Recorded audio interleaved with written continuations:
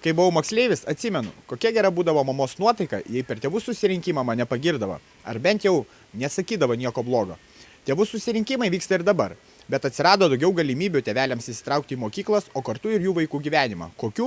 Apie tai kalbėsime šiame reportaže. Manau, iš dalies tėvais būti sunku, nes žiūrint, kokio amžiaus turi vaikus. Vieni labai didelius turi poreikius, kitų galbūt šiek tiek mažesni, ko užsigyčia tėvai, turi išpildyti.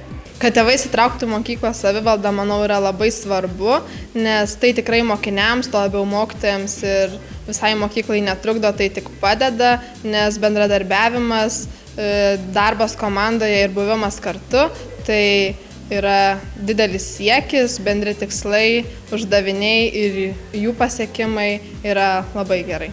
Prieš tėvų susirinkimus nebijau, nes mokytojai visą laiką pasako, net jeigu ir ką nors blogo, tai neatsiliepia vaikui blogai ir tėvai stengiasi visą laiką padėti savo vaikui. Idėja gimė besidomint gyvenimu ir norint jį pagerinti. Yra toks liaudės posakis, kokios mintys, toks gyvenimas. Reiškia, kokią pasaulėžiūrą vaikas susiformuoja, dar būdamas mažas, taip jis paskiau nugyvena gyvenimą. Ir iš to supratau, kad geriausia pradėti pokyčius, pirmiausia, aišku, nuo savęs, o paskiau nuo švietimo sistemos.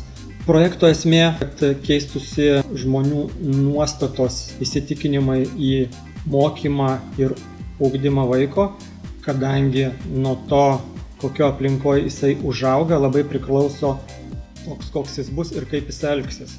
Projekte dalyvavau, kad geriau pažinčiau visą mokyklos bendruomenę, sužinočiau iš viso, kas vyksta mokykloje, galbūt detaliau, smulkiau, taip pat galbūt net geriau pažinčiau ir savo vaikus, dėl to, kad pamačiau juos kitoje aplinkoje, kur ir susirinkusi mokyklos bendruomenė. Naudinga tai, kad gavau psichologinių žinių, tam tikrų, kodėl vaikai vienaip ar kitaip elgiasi. Taip pat dar buvo naudinga, kad galėjau, sakykime, disk metodiką pritaikyti, jos visas žinias ir galbūt net ir įsivertinti savo poelgius, ar visada tinkamai elgiuosi su vaikais. Kiekvienas pasibuvimas su savo vaiku kitoje aplinkoje daug duoda, tikrai atsiranda tas bendravimas pilnavertis ir be abejo sužinai, kad esi tik tai žmogus, kuris nuolat tobulėja, nuolat mokaisi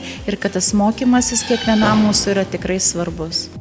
Tėvų įsitraukimas yra labai svarbus todėl, kad vaikai tiek didesni, tiek mažesni tada jaučiasi saugesni. Tada jie yra labiau motyvuoti, kai turi palaikymą.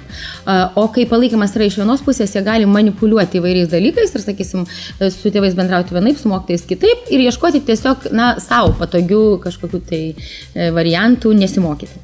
Po tokių seminarų, kaip mes turėjome Darni šeima ir tvari mokyklos bendruomenė ateities Lietuva, iš tikrųjų tėvų įsitraukimas padidėja. Esminis dalykas, kad būtų įsitraukiama taip, kad vaikas jaustų rūpestį.